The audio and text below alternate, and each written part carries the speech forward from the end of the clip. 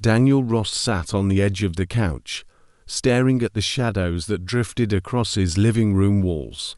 The rain outside tapped gently against the glass, filling the silence Julia had left behind. Just a few hours earlier, she had walked out. No shouting, no dramatic goodbye, just the quiet sound of a suitcase zipper, and her soft footsteps fading into the echo of an ending he hadn't seen coming. The house didn't feel like home anymore. It was a hollow shell of what it used to be. The scent of her perfume still faint in the air. The faint warmth of her morning coffee still untouched on the counter. Daniel walked into the kitchen, eyes landing on the two mugs sitting side by side. One for him, one for her. The steam had long gone. He picked them up, poured both into the sink, and watched the dark swirl of liquid disappear down the drain like something final. He stood there for a long moment, gripping the counter, trying to remember the last words she'd said to him. They felt blurry now, like echoes from a dream. All he could recall clearly was the way she avoided his eyes when she turned to leave. There'd been no tears, just exhaustion, a quiet kind that doesn't scream, but still kills what's left between two people. Daniel walked back into the living room and sat down. His chest felt heavy, his breathing shallow. On the mantel above the fireplace, framed photos smiled back at him. Birthdays, holidays, laughter that belonged to another life. He picked up one. Julia, laughing at the beach, her hair tangled by the wind. His thumb traced her face. Somewhere along the way, her smile had stopped belonging to him. The doorbell rang. Daniel froze. For a second, his heart leapt, irrational hope whispering maybe she came back. But logic killed the thought as quickly as it came. Julia was gone. When she made decisions, they were permanent. He stood, hesitant, and opened the door. Standing there was Margaret, Julia's mother. Daniel blinked, startled. She wasn't supposed to be here. Not tonight. Not now. She stood in the dim porch light, holding a small leather bag and wearing a long grey coat. Her eyes carried something deep, not anger, not judgment, but something softer. "Daniel," she said, her voice low but warm. "May I come in?" He hesitated only a second before stepping aside. Of course. Margaret walked in quietly, as though careful not to disturb the sadness still clinging to the air. Daniel expected confrontation, accusation even. After all, her daughter had walked out, and who else was there to blame? But Margaret didn't look like someone who came to fight. She looked like someone who came to understand. They sat in the living room, the same space that felt unbearably empty just moments ago. Daniel rubbed his palms together, unsure where to begin. Finally, he whispered, "She's gone." "I know," Margaret replied gently. "She called me before she left." Her calmness cut through him. "Then you know she doesn't want this anymore." Margaret looked at him, eyes thoughtful. "Sometimes people don't leave because they stop caring, Daniel. They leave because they don't know how to stay." Her words landed deep, heavier than any blame could have been. He exhaled slowly, surprised at the comfort he found in her presence. "I thought she was just tired," he said, his voice breaking. "That if I gave her time, she'd come back to me." Margaret folded her hands in her lap, her gaze steady. "You tried, Daniel. You gave her love, safety, and patience. But love can't always hold everything together when someone starts searching for something they can't even name." Daniel stared into the flickering fireplace. The warmth on his face did little to ease the cold settling in his chest. He had prepared himself for loneliness tonight, but not for this quiet companionship from the one person who should have hated him. Margaret didn't ask questions. She didn't pry. She simply sat there, her calm presence filling the empty house in a way Daniel hadn't realized he needed. For the first time that night, The silence didn't feel like punishment, it felt bearable. He turned toward her, noticing the tiredness in her face, the same kind of pain he felt inside himself. Maybe she wasn't here to comfort him. Maybe she needed the comfort. As the rain outside grew heavier, Daniel leaned back and let her words settle deep. Somewhere inside him, a small thought flickered, fragile but real. Perhaps the story of what was ending tonight wasn't the whole story after all. The rain hadn't stopped since that night. Days turned into weeks, and the house remained half empty, half hers, half memory. But Margaret's visits began to fill the silence Daniel once feared. At first, they were short. A few minutes at the door, a small casserole dish, a polite conversation. Then, they grew longer. Daniel never asked her to stay, but she always did, sitting across from him in the same armchair Julia once favored. There was something steady in her presence, something grounding. She didn't fill the room with forced words. She just existed there, quietly, as though she understood that silence could heal more than talk ever could. One evening, Daniel was sitting by the fire when the doorbell rang again. He opened the door to find Margaret standing under her umbrella, holding 2 mugs of hot chocolate. "I thought you might need something warm," she said with a small smile. He stepped aside, letting her in. "You're becoming predictable," he teased softly. "Predictable can be comforting," she replied, setting the mugs down on the coffee table. They sat across from each other as the fire crackled softly between them. Daniel found himself studying her, the calm in her movements, the way her eyes reflected the firelight. She looked tired, but composed, like someone who had learned long ago how to carry her pain gracefully. "You've been kind," Daniel said after a pause. "Kinder than I deserve." Margaret shook her head slowly. "Kindness isn't about deserving. It's about understanding." Her words caught him off guard. He wanted to tell her how much it meant, how her presence had stopped the walls from closing in on him. But he didn't. He just nodded, sipping his drink, grateful for the quiet.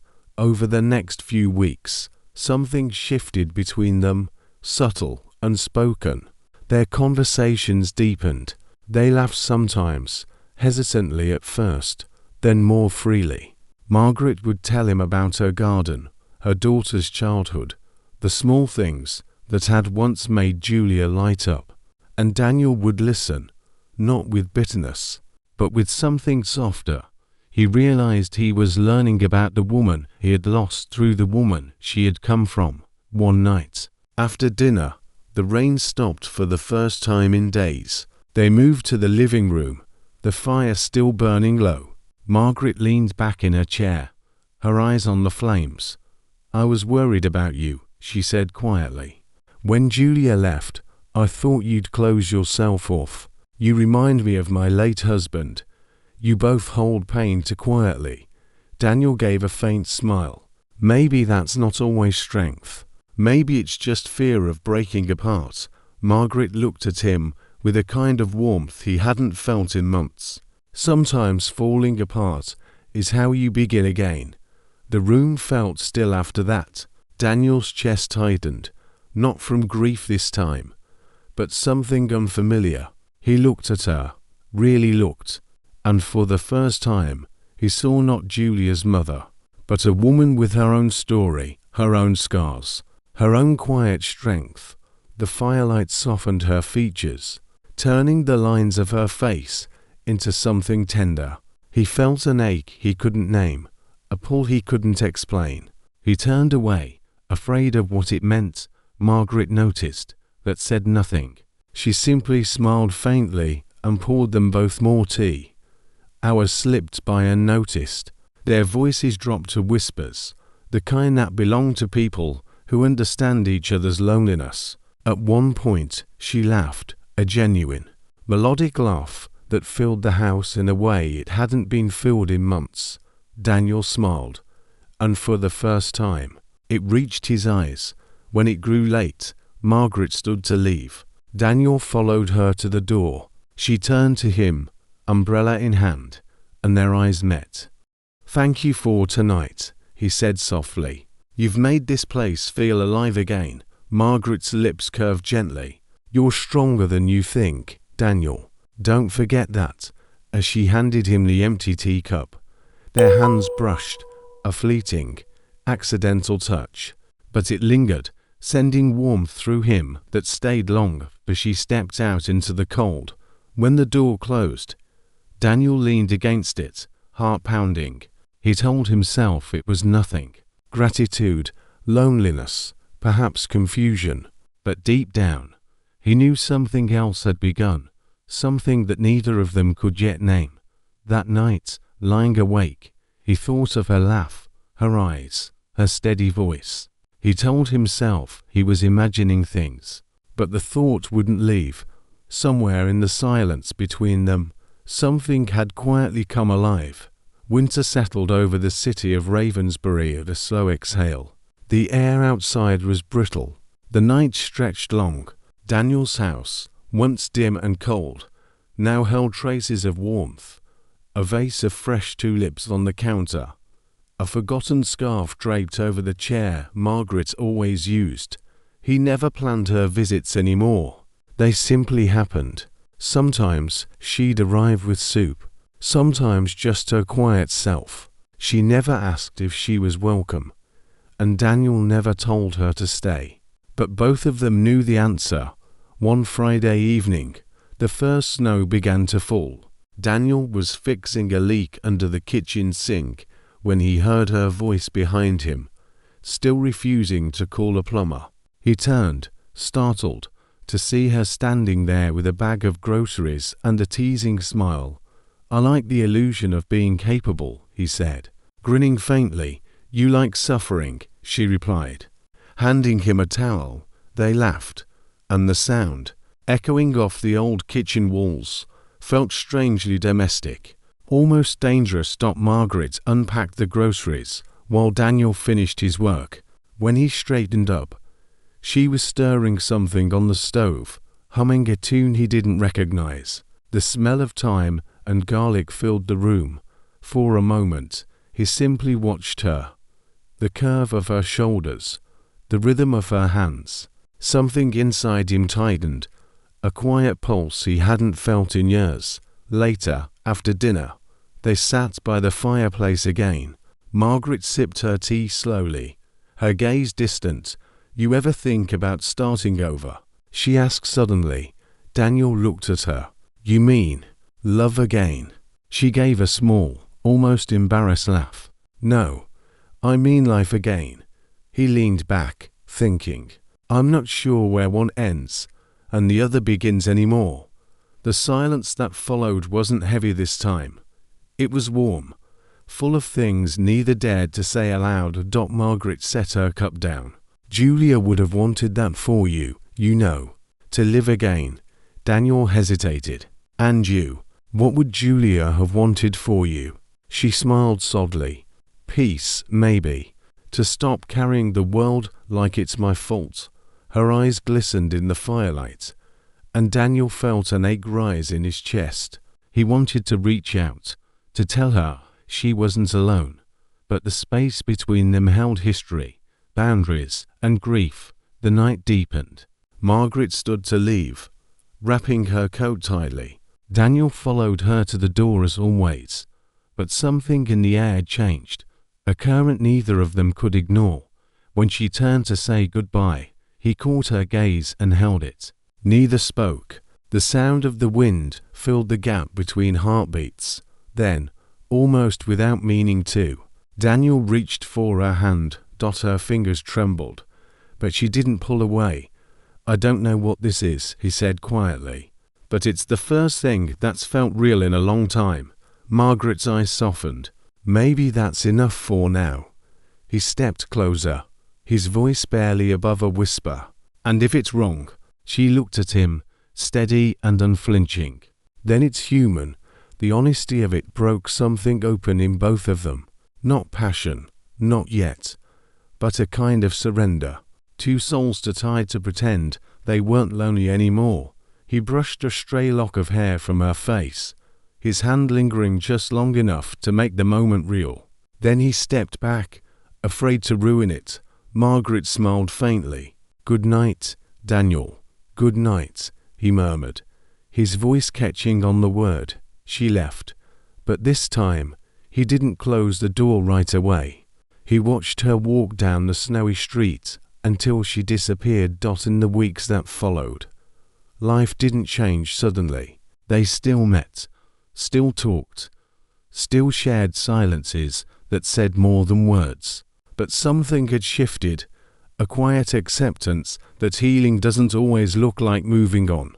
Sometimes it looks like finding comfort where you least expect it. Margaret continued tending her garden. Daniel continued fixing things around the house. And somewhere between grief and forgiveness, a small, fragile hope began to bloom. One Sunday morning, Daniel walked to her cottage with a small box of tulip bulbs. She opened the door, surprised. "I thought we could plant these," he said. "A promise for spring." She laughed softly. "You think ahead now." "Only when I have a reason to," he replied. They planted them side by side, their hands brushing in the cold soil. The winter air bit at their cheeks, but they didn't mind. Every root they buried felt like a word unspoken, a memory laid to rest, a beginning taking shape. When they finished, Margaret stood and looked at him. "You know they'll bloom in color, bright, bold ones." Daniel smiled. "Then I guess I'll have to get used to color again."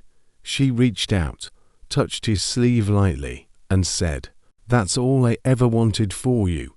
The sun broke through the clouds just then, a brief, golden flare cutting through the gray. They stood there for a moment, silent, side by side, watching their future take root beneath the frozen ground.